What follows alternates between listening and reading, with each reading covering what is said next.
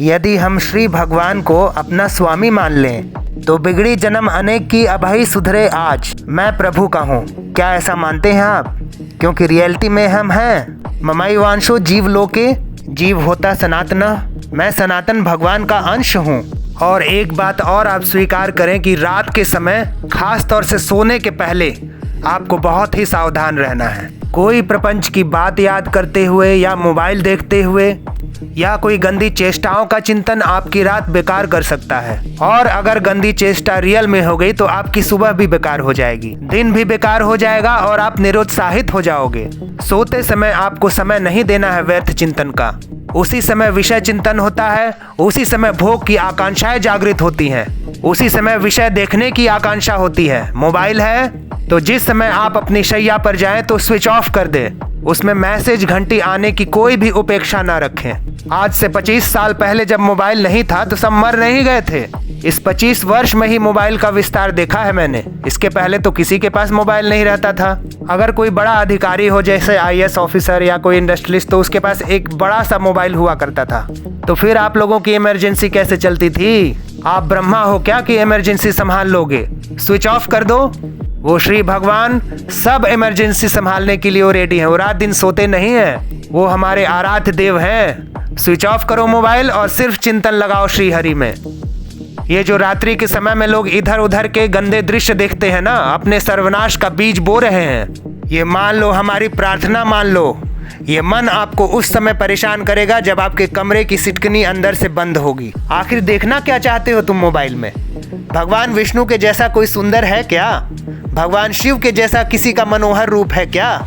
और हमारी माँ त्रिपुर सुंदरी, उनके जैसी कोई सुंदर स्त्री है क्या इस दुनिया में? और यहाँ आप मोबाइल में क्या देखने की कोशिश कर रहे हैं? वासनाओं की क्रीड़ा, है ना?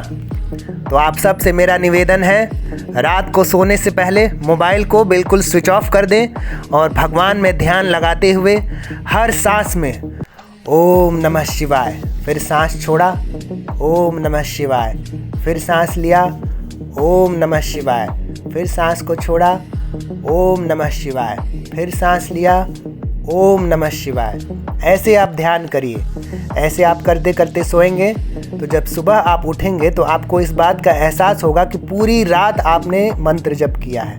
बहुत बड़ी बात है यह। एक रात में 8 घंटे में आपका 10,000 जप होता है। मानिए मेरी बात को। जिनकी इच्छा एकमात्र भगवत प्राप्ति की है, यदिच्छन्तो, तो उनको क्या करना होगा?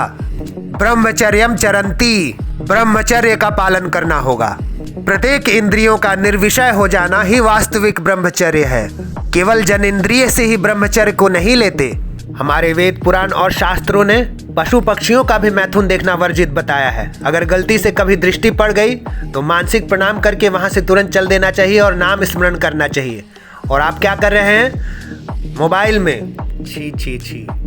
फिर कैसे आप सोचते हैं कि भगवान में आपका मन लग जाएगा? बिल्कुल नहीं लगेगा। जब आप काम वासना में डूब चुके हैं तो भगवान में मन कैसे लगेगा? जब आप नींद में जा रहे हैं तो समझ लीजिए आप मृत्यु शैया पर जा रहे हैं। उस समय आपको बहुत ध्यान देना है। नाम जप चले या मंत्र जप आपके हर सांस में चलता रहे। ऐसा उपासक जिसका सोते समय पूरी रात नाम जप हो रहा है या मंत्र जप हो रहा है, ऐसा साधक परमात्मा तत्व में प्रवेश पाता है और अध्यात्म मार्ग की ऊंचाई पर वो स्थित हो जाता है।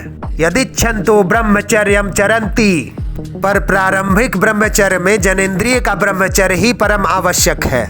यदि आपकी जनेंद्रिय व विचार दोष से युक्त है तो कदापि आपको भगवत प्राप्ति कभी नहीं होगी। जो वह विचारी है वो शुभ गति चाहे असंभव कभी नहीं होगा। भगवत प्राप्ति में सबसे बड़ा दुश्मन यही व्यभिचार दोष है। व्यभिचार का मतलब है शादी से पहले किसी के भी साथ सेक्सुअल रिलेशन बनाना और शादी के बाद अपने पति या पत्नी को छोड़कर किसी और के साथ एक्स्ट्रा मैरिटल अफेयर्स रखना।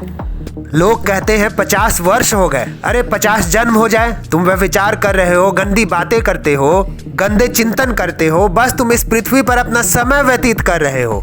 इसके पहले भी करोड़ों जन्म लिए हैं तुमने। भगवत प्राप्ति हुई क्या? 5 मिनट काफी होती है भगवत प्राप्ति के लिए। एक बार ही लिया हुआ नाम काफी है, पर वो स्थिति तो लाओ। बार बार आपका मन इसी सेक्स यानी मैथुन और वेल्थ यानी धन की तरफ आकर्षित हो रहा है, उसे भोगने की कोशिश करता रहता है और इसी वजह से आपका सारा अध्यात्म का चिंतन बदलता रहता है। भगवान में मन कभी नहीं लगता, इसलिए भगवान का नाम लेने पर भी लाभ नहीं मिल पाता, क्योंकि आपका मन तो सेक्स और वेल्थ में लगा हुआ है। एक बार तो हिम्मत करके उठो, अब लो नशानी अब ना नशही हो। एक बार तो दृढ़ बनो, बस मन के अनुकूल चलने को आपको रोकना होगा, तभी तुम्हारे अंदर यदि छंतो ऐसी इच्छा जागृत होगी। पक्का पक्का ऐसा ही है। जब हम किसी विषय के वेग को सहते हैं, उस विषय को नहीं भोगते, तो मन बहुत जलाता है। वो सारा का सारा जलन नाम जप से बुझ जाएगा। कलयुग की बड़ी प्रभावमय महिमा इस बात से है कि नाम जप से बहुत ही जल्दी सिद्धि प्राप्त कराता है। सतयुग में भगवत प्राप्ति का प्रधान साधन था ध्यान।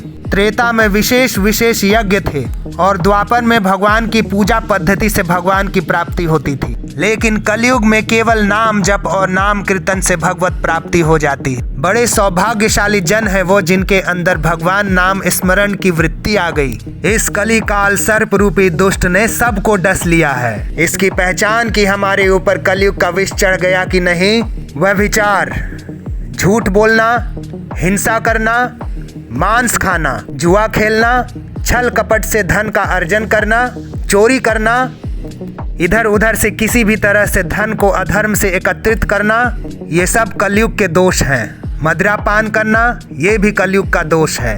अगर इनमें से कोई भी दोष आपके अंदर है तो आप समझ लीजिए कलयुग का प्रभाव आपके ऊपर आ चुका है। और हमें तो यही लगता है कोई कितना भी सावधान हो जाए, ये दो दोष सबके अंदर आ ही जाता है।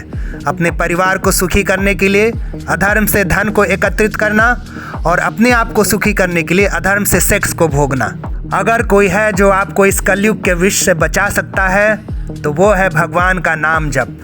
राम राम राम राम, कृष्ण कृष्ण कृष्ण कृष्ण, राधा राधा, ओम नमः शिवाय। हर हर महादेव, हर हर महादेव। जय माँ त्रिपुर सुंदरी, जय माँ कामाख्या, जय माँ भवानी। हरे राम राम राम हरे हरे, हरे कृष्णा कृष्णा कृष्णा हरे हरे।